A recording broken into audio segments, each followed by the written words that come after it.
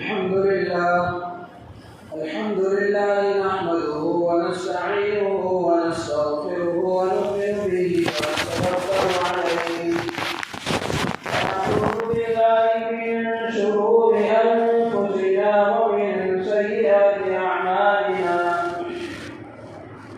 من يهده الله فلا مضل له ومن يضلله فلا هادي له ونشهد أن لا إله إلا الله وحده لا شريك له ونشهد أن سيدنا وحبيبنا ومولانا محمدا عبده ورسوله الذي أرسل بالحق بشيرا ونذيرا الذي ولد مجيدا وتوفي حميدا أما بعد فأعوذ بالله من الشيطان الرجيم بسم الله الرحمن الرحيم ولله على الناس حج البيت من استطاع إليه سبيلا ومن كفر فإن الله غني عن العالمين وقال تعالى الحج أشهر معلومات فمن فرض فيهن الحج فلا رفث ولا فسوق ولا جدال في الحج وقال تعالى وأذن في الناس بالحج يأتوك رجالا وعلى كل ضامر يأتين من كل فج عميق صدق الله العظيم وصدق رسوله النبي الكريم ونحن على ذلك لمن الشاهدين والشاكرين والحمد لله رب العالمين.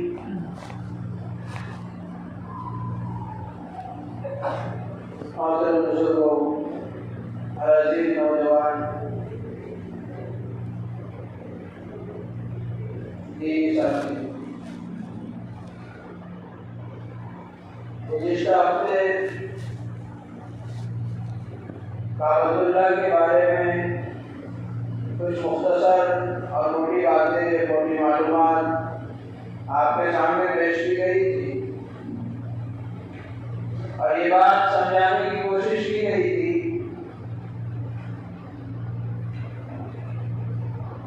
کہ کعبۃ اللہ اور بیت اللہ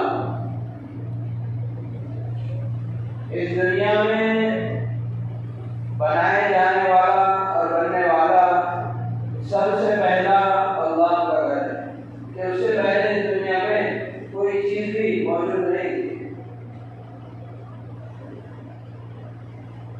ایک روایت آپ کے سامنے پیش کی گئی تھی کہ حضرت آدم علیہ السلام کو جب اللہ تبارک و تعالیٰ نے آسمانوں سے زمین پر اتارا تو ساتھ میں بیت اللہ بھی اتارا اور کہا تھا کہ تم اس بیت اللہ کا طواف کرنا، اور اللہ تعالیٰ نے بیت اللہ کو دنیا کے بالکل بیچ اور سیدھ میں رکھا اور اسی جگہ پر رکھا کہ جس میں بالکل بیچ میں اور اوپر سیدھ میں فرشتوں کا بیت اللہ یعنی فرشتوں کا بیت المعمور اور بیت العزت ہے. یعنی کعبۃ اللہ کے بالکل بیچ میں اور سیدھ میں وہ جگہ ہے جہاں پر آسمانوں پر فرشتے جو ہے جو اس جگہ کا طواف کرتے ہیں، اس کو بیت المعمور اور بیت العزت کہا جاتا ہے. جس جگہ کا فرشتے طواف کرتے ہیں اس کے بالکل سیدھ میں جو ہے اللہ تبارک و تعالیٰ نے کعبۃ اللہ کو تعمیر فرمایا. پھر جب ایک عرصہ گزر گیا تو حضرت نوح علیہ السلام کے زمانے میں طوفان آیا. ہم سب جانتے ہیں بڑا عجیب طوفان آیا تھا جس میں ساری انسانیت کو برطرف کر دیا گیا. ساری انسانیت کو پانی کے عذاب میں ڈبو دیا گیا سوائے ان لوگوں کے جنہوں نے حضرت نوح علیہ السلام کی پیروی کی، آپ کی کی بات کو مانا، آپ کی بات کو تسلیم کیا۔ ان لوگوں کو جو ہے اللہ تعالیٰ نے نوح علیہ السلام کی کشتی میں سوار کر دیا، اور کچھ مخلوقات کو بھی اللہ تعالیٰ نے نوح علیہ السلام کے ساتھ کشتی میں سوار کر دیا۔ بقیہ جتنی ساری چیزیں تھیں اللہ نے ساری چیزوں کو ہلاک و برباد کر دیا۔ اس موقع پر اس وقت میں اللہ تبارک و تعالیٰ نے کعبۃ اللہ کو اپنی طرف اٹھا لیا اور اپنے پاس اٹھا لیا تاکہ کعبۃ اللہ کی بے حرمتی نہ ہو، کعبۃ اللہ کی اور بیت اللہ کی بے عزتی نہ ہو، اور وہی طوفان کی زد میں آ کر ٹوٹ نہ جائے۔ اللہ تعالیٰ نے اس کے احترام میں، اس کی تعظیم میں کعبۃ اللہ کو جو ہے اپنے طرف اٹھا لیا، لیکن ابھی اس کی قواعد باقی تھے، اس کے قواعد باقی تھے اور اس کی بنیادیں جو ہے باقی تھی۔ پھر جب حضرت نوح علیہ السلام کے بعد کچھ عرصہ گزر چکا تو اللہ تعالیٰ نے حضرت ابراہیم علیہ السلام کو مکہ مکرمہ بھیجا کہ جاؤ اور وہاں پر میرے گھر کی تعمیر کرو۔ حضرت ابراہیم علیہ السلام نے اپنے بیٹے حضرت اسماعیل علیہ السلام کو اپنے ساتھ لے کر کے بیت اللہ کی تعمیر کرو، اور پھر جب حضرت ابراہیم اور حضرت اسماعیل علیہ السلام نے کعبۃ اللہ کی تعمیر فرما لی، اس کے بعد جو ہے تو اللہ تعالیٰ کی بارگاہ میں اس قربانی اور اس کوشش کی قبولیت کی دعا بھی فرمائی کہ اے اللہ، یہ جو قربانی ہم نے پیش کی ہے اور یہ جو کوشش ہم نے پیش کی ہے اور یہ جو آپ کے حکم کو ہم نے مانا ہے، اس حکم کو جو ہے قبول فرمائی، اس حکم کو ہم نے جو بجاوری کی ہے اور اس حکم کی جو ہم نے سر تسلیم خم کیا ہے، آپ ہماری قربانی قبول فرمائیں۔ ربنا تقبل منا انک انت السمیع العلیم، اے ہمارے رب ہماری عبادتوں کو اور ہماری محنتوں کو قبول فرمائیں۔ بلا شبہ دعاؤں کو سننے والے اور ہمارے دل کی نیتوں کو جاننے والے۔ اور پھر اسی موقع پر اللہ تعالیٰ سے حضرت ابراہیم علیہ السلام نے اور بھی کچھ دعائیں فرمائیں، کیونکہ دیکھیے کچھ موقع ایسے ہوتے ہیں اور کچھ وقت ایسے ہوتے ہیں جو قبولیت کے ہوتے ہیں، جب ہم کو ہمارا کوئی بڑا، ہمارا کوئی سرپرست یا ہمارا کوئی نگراں کسی بات کا حکم کرے اور ہم ان کی بات پر عمل پیرا ہو جائے، ہم ان کی بات کو مان لیں اور ان کا حکم ہم پورا کر دیں، تو ہمارا بڑا اور ہمارے جو سرپرست ہیں وہ ہم سے خوش ہو جاتے ہیں،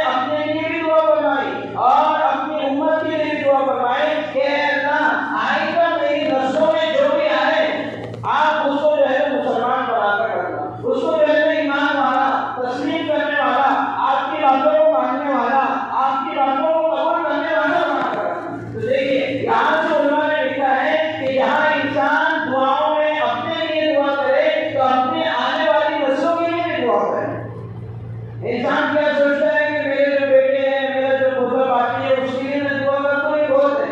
حالانکہ دعاؤں کے نتیجے جو ہے تو ہزار سال کے ظاہر ہوتے ہیں۔ اب دیکھیے حضرت نبی کریم صلی اللہ علیہ وسلم کی بعثت کے لیے جو دعا فرمائی تھی وہ کس نے فرمائی تھی؟ حضرت ابراہیم نے دعا فرمائی تھی۔ حضرت ابراہیم علیہ السلام نے اللہ سے مانگا تھا کہ اللہ اس امت کے آخر میں اور اس امت میں جو ہے تو ایک ایسے نبی کو بھیجنا جو نبی آپ کی کتاب کی تلاوت کر کے لوگوں کو سنائے اور آپ کی کتاب سمجھا ہے اور لوگوں کے دلوں کی صفائی کرے، لوگوں کا تزکیہ کرے، ان کو حکمت کی تعلیم دے اور جو ہے تو ان کی ساری اصلاح کرے۔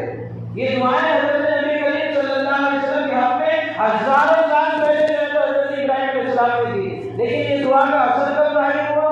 کئی سالوں بعد۔ حضرت ابراہیم علیہ السلام کے کئی سال بعد جو ہے تو نبی اکرم صلی اللہ علیہ وسلم کی بعثت ہوئی اور آپ کو نبی بنایا گیا اور آپ کو مبعوث بنایا گیا۔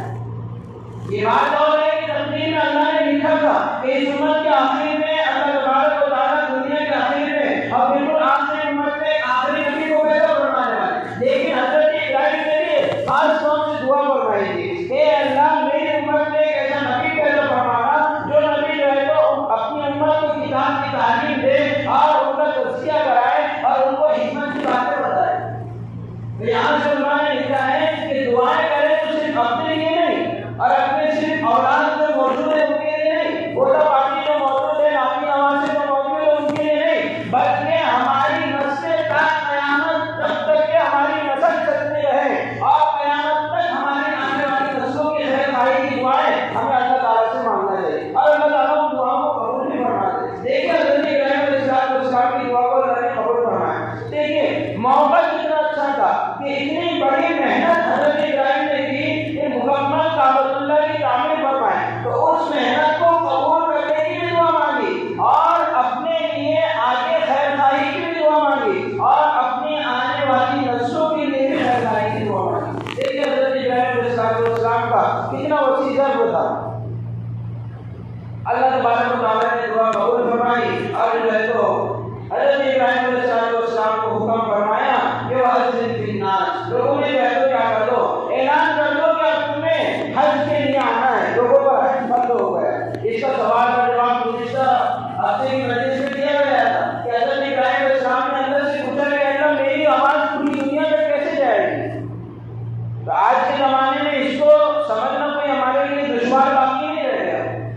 آج دیکھیے ایک آدمی کی جو آواز جو ہے تو اتنے بڑے میدان میں جو ہے گونجتی ہے اور اسی طریقے سے اور بھی لاؤڈ اسپیکر آگے کر کے لگا دیے جائے تو وہاں تک آواز پہنچتی ہے اور جہاں تک انسان آواز پہنچانا چاہے وہاں تک آواز کیا ہوتی ہے، پہنچتی ہے۔ اور وائرلیس جو استعمال کیا جاتا ہے فون کے ذریعے سے جو ہم بات کرتے ہیں، ایک جگہ ہم بیٹھے ہوئے ہیں اور دوسرے ملک میں اگر ہم بات کرنا چاہیں تو بآسانی ہم بات کر سکتے ہیں، بات کرنے میں کوئی دقت اور پریشانی نہیں ہوتی۔ تو اللہ تبارک و تعالیٰ نے حضرت ابراہیم علیہ السلام سے کہا کہ آپ دعا کرنا ہے اور آپ اعلان کرنا ہے، آپ کا کام صرف اعلان کرنا ہے، آپ کی بات کو پوری دنیا تک پہنچانا ہی ہماری ذمہ داری ہے۔ حضرت ابراہیم علیہ السلام نے اعلان فرمایا۔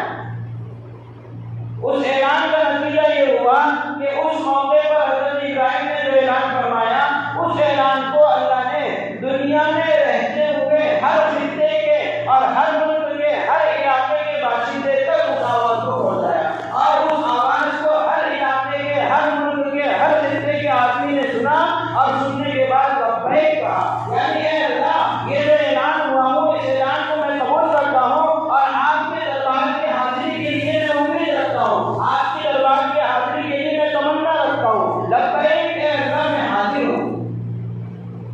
حضرت ابراہیم علیہ السلام نے اپنا کام پورا کر دیا۔ پھر اس کے بعد تو اللہ تبارک و تعالیٰ نے ہر سال کے لیے حج فرض فرما دیا۔ نبی اکرم صلی اللہ علیہ وسلم کے زمانے میں حج کی فرضیت ہوئی اور پھر ایک مرتبہ نبی اکرم صلی اللہ علیہ وسلم نے لوگوں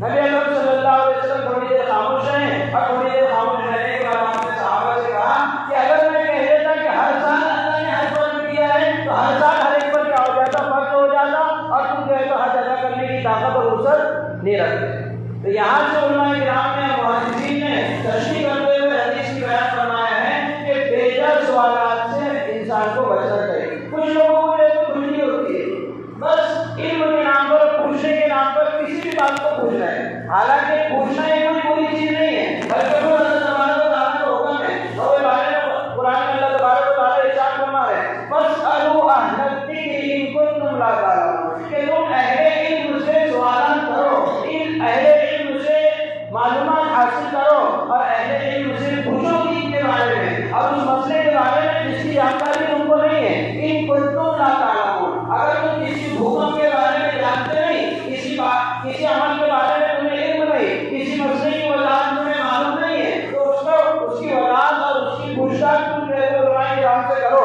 بس اہل الذکر، اہل ذکر سے، اہل علم سے کیا کرو، پوچھو۔ لیکن بے جا سوالات کرنا، ایسے سوالات کرنا جن سوالات کا کوئی فائدہ ہی نہ ہو، یا جن سوالات کی ہمیں ضرورت نہیں ہے، ایسے سوالات کرنے سے نبی اکرم صلی اللہ علیہ وسلم نے بھی منع کرنا ہے۔ بلکہ علماء نے یہاں تک لکھا ہے کہ السؤال نصف العلم، سوال کرنا اور دین کی معلومات پوچھ کر حاصل کرنا یہ آدھا علم ہے۔ کیا ہے؟ آدھا علم ہے۔ لیکن جو ہے تو ایسے سوالات ہم کریں اور ایسے سوالات ہم پوچھیں جو سوالات کا فائدہ ہمیں ہو، جو سوالات ہمیں درپیش ہے، جو مسائل ہمیں درپیش ہے، جو مسائل ہمیں پیش آتے ہیں، ان مسائل کا ہم جو ہے تو حل تلاش کریں۔ جب یہ سوال نبی اکرم صلی اللہ علیہ وسلم کے سامنے صحابی نے کیا، نبی اکرم صلی اللہ علیہ وسلم تھوڑے سے ناراض ہو گئے اور آپ نے کہا کہ اس طرح کے بے جا سوالات نہ کیا کرو، کیونکہ اس طرح کے بے جا سوالات کرنے نے بنی اسرائیل کو جو ہے تو کہہ دیا ہے، ہلاک و تباہ برباد کیے۔ پچھلی امتیں جو ہلاک و برباد ہوئی ہے وہ اسی لیے ہوئی ہے کہ وہ اپنے وقت کے نبیوں سے طرح طرح کے سوالات کرتے تھے۔ حضرت موسیٰ علیہ السلام کی قوم کا واقعہ مشہور ہے گائے کے ذبح کرنے کا، کہ جس میں ان کے خاندان کے اور ان کے قبیلے کے ایک آدمی کا قتل ہو گیا۔ اب پتہ نہیں چل رہا تھا کہ قاتل کون ہے، کس نے قتل کیا، قاتل کا پتہ نہیں چل رہا تھا۔ سارے کے سارے حضرت موسیٰ علیہ السلام کے پاس آئے اور کہنے لگے تم اپنے پروردگار سے دعا کرو اور اللہ تعالیٰ سے یہ پتہ چلاؤ کہ اس آدمی کو کس نے قتل کیا، یعنی قاتل کا پتہ لگاؤ۔ حضرت موسیٰ علیہ السلام نے اللہ سے دعا فرمائی، اللہ تبارک و تعالیٰ نے جو ہے وہ فرمایا کہ انہیں حکم دو کہ ایک گائے کو ذبح کریں اور گائے کا ایک حصہ جس کا قتل ہوا ہے اس کے کسی بھی بدن کے عضو پر چھوا دو، جو ہے تو کھڑا ہو جائے گا اور سوال کا جواب دے دے گا، یعنی اپنے قاتل کا پتہ بتا دے گا۔ تو وہ سوال کرنے لگے ہم گائے کس طرح کی لائے، کون سے کلر کی لائے اور کتنی موٹی ہو، کتنی دبلی ہو اور کتنی قیمت، ایسے طرح طرح کے سوالات۔ تو جیسے جیسے وہ سوالات کرتے گئے ویسے ویسے ان کی پریشانی بڑھتی گئی۔ انہوں نے پوچھا کہ گائے کیسی ہو، تو پھر کلر بھی متعین ہو گیا کہ کھلا کلر کی کیا ہو، گائے ہو۔ پھر انہوں نے پوچھا موٹی ہو، دبلی ہو، نیلی۔ پھر انہوں نے پوچھا کہ گائے کے اندر کوئی داغ دھبا، کوئی نقصان، کوئی عیب نہ ہو، تو وہ بھی آ گیا لا مسلمۃ اللہ شیعۃ فیہا، کہ اس میں نہ کوئی داغ دھبا ہو اور نہ اس میں کلر کا فرق پڑے۔ طرح طرح کے انہوں نے سوالات کرتے گئے تو ان کی جو ہے تو پریشانیاں کیا ہوتی گئی، بڑھتی گئی۔ تو دین کے بارے میں علماء سے ہم کو جتنے مسائل کا علم ہو رہا ہے اتنے مسائل پر جو ہے تو ہم عمل کریں، بے جا سوالات کرنے سے جو ہے تو ہم بچیں۔ ایک طبقہ تو وہ ہے کہ جو ہے تو طرح طرح کے سوالات کرتا ہے، اور ایک طبقہ وہ ہے کہ جو درپیش مسائل کو بھی حل نہیں کرتا، یعنی ان کو نماز کے بارے میں پتہ چلتا ہے کہ آج میرے سے نماز میں غلطی ہو گئی، پھر بھی انہیں پوچھتے کہ مفتی صاحب اس کا مسئلہ کیسا ہے،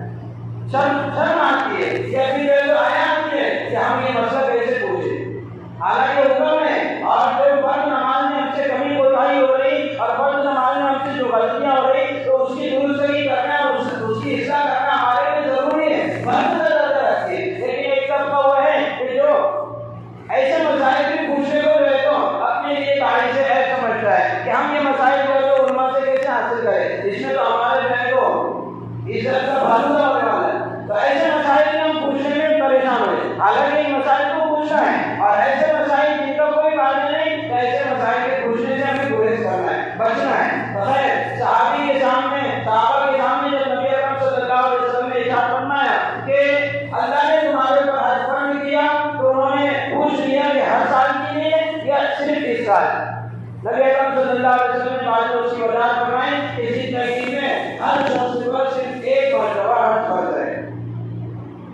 अब सवाल ये है कि हज किन लोगों पर फर्ज होता है? हज उन लोगों पर फर्ज होता है जो वहां तक जाने की इस्तिताअत रखते हो, पहली शर्त। यानी मक्का मुकर्रमा बैतुल्लाह जाने की क्या रखते हो? इस्तिताअत रखते हो। सवारी का इंतजाम उनके पास हो सकता हो। गुज़िश्ता ज़माने में सवारियाँ जो थी वो, आज के ज़माने में सवारियाँ जो है वो, गुज़िश्ता ज़माने में जो है तो लोग कश्तियों के जरिए से जाते थे, और उससे पहले ज़माने में लोग ऊँटों पर सवार होकर जाते थे, गधों और खच्चरों पर सवार होकर जाते थे।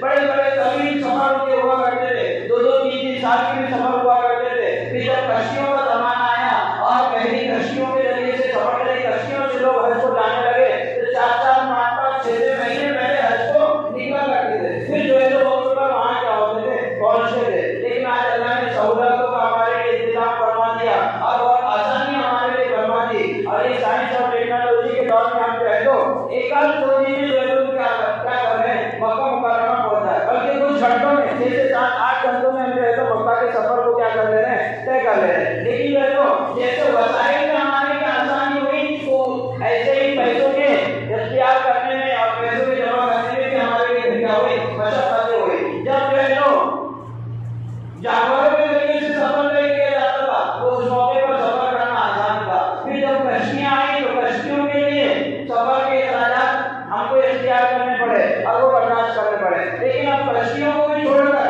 हवाई जहाज का जब इंतजाम हो गया तो उसके वसाइल भी हमको इख्तियार करना पड़ता है। तो वहाँ जाने का जो खर्च होता है, उतना खर्च अगर किसी के पास जमा हो जाए और वो वहाँ जा सकता है, ऐसे शख्स पर हज फर्ज हो जाता है। लेकिन इसकी और भी मज़ीद शर्तें हैं कि वहाँ तक जाने का उसके पास इंतजाम हो, वापस आने का भी इसके पास इंतजाम हो, और वहाँ जितने दिन क़याम करना है, वहाँ जितने दिन ठहरना है, वहाँ जितने दिन रुकना है, 40 दिन, 45 दिन, 35 दिन, 10 दिन, 15 दिन, इसलिए हज 40 दिन का नहीं होता।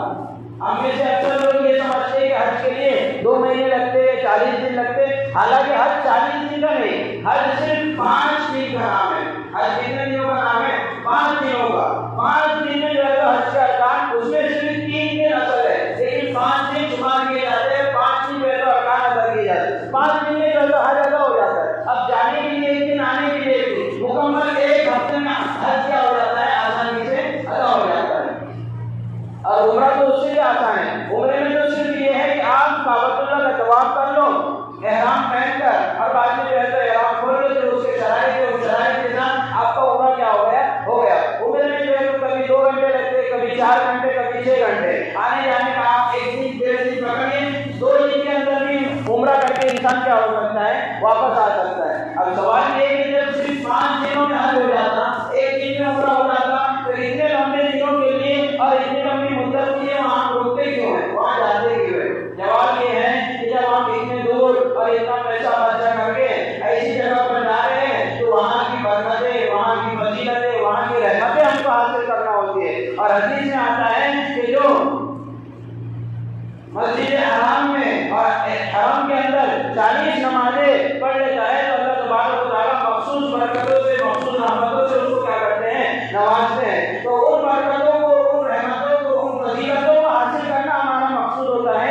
इसलिए जो है तो अक्सर हाजियों का आपने देखा होगा कि जब हज के लिए जाते हैं तो आमतौर से 40 दिन का टिकट उनके पास, 45 दिन का टिकट उनके पास क्या होता है कि खुला तारीख से खुला तारीख तक उनको वहाँ क्या करना है? रुकना है। तो इन बरकतों को, इन रहमतों को हासिल करने के लिए, और वो दुआएं जो नबी अकरम सल्लल्लाहु अलैहि वसल्लम ने वहाँ ठहरने वालों को, वहाँ रुकने वालों को और वहाँ मस्जिद नबवी में नमाज पढ़ने वालों को अता फरमाई है, वो दुआएं और उन दुआओं की बरकतें और उसके समारात और उसके बरकत हासिल करने के लिए वहाँ रुकते हैं। वरना हज जो है तो सिर्फ 5 दिनों का नाम है, और उम्रा जो है तो चंद घंटों का क्या है? नाम है। चंद घंटों के अंदर भी उम्रा करके इंसान क्या हो सकता है? वापस आ सकता है। इसीलिए आपने उम्रा करने वालों को देखा होगा कि कोई 1 हफ्ते के लिए जाता है और कोई 10 दिन के लिए जाता है। वो इसीलिए कि वहाँ जब इंसान जा रहा है और इतना खर्चा कर रहा है और आने जाने की मसाफत जो है उसको बर्दाश्त कर रहा है, मशक्कत जो है उसको बर्दाश्त कर रहा है, और इतना पैसा खर्च कर रहा है, तो वो पैसा उसका उसूल भी हो।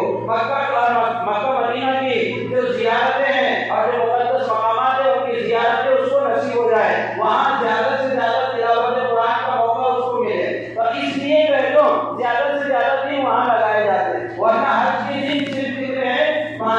تو جتنے دن وہاں رکنا ہے اتنے دن رکنے کا انتظام اس کے پاس ہو، یعنی وہاں پر کھانے پینے کا۔ اس لیے اللہ تبارک و تعالیٰ قرآن میں ارشاد فرما رہے وَتَزَوَّدُوا فَإِنَّ خَيْرَ الزَّادِ التَّقْوَىٰ، کہ تم جب سفر میں جاؤ اور حج کے سفر میں خصوصاً جاؤ تو زیادہ راہ لے لیا کرو، توشہ لے لیا کرو، اس لیے کہ وہاں پر جا کر لوگوں کے سامنے ہاتھ پھیلانا اور وہاں پر جا کر جو ہے تو جس جگہ پر جا کر انسان خدا کو حاصل کرنے کے لیے جا رہا ہے، خدا کو لینے کے لیے جا رہا ہے اور خدا کے گھر کی زیارت کے لیے جا رہا ہے، وہاں پر بھی جا کر جو ہے تو خدا کے بندوں سے انسان مانگے، یہ اچھی چیز نہیں ہے۔ اس لیے آنے جانے کا خرچ وہ برداشت کر سکے اور وہاں جتنے دن رہنا ہے اتنے دن رہنے کا خرچ وہ برداشت کر سکے، اور جو ہے تو جتنے لوگوں کی ذمہ داری اس کے ذمہ عائد ہوتی ہے ان تمام لوگوں کا خرچہ وہ گھر پر دے کر جائے۔ اگر اتنی وسعت اور طاقت ہمارے پاس ہو جاتی ہے تو ایسے سب سے بڑا حج کیا ہو جاتا ہے؟ فرض ہو جاتا ہے۔ ہم کیا سمجھتے ہیں کہ حج اس پر فرض ہوتا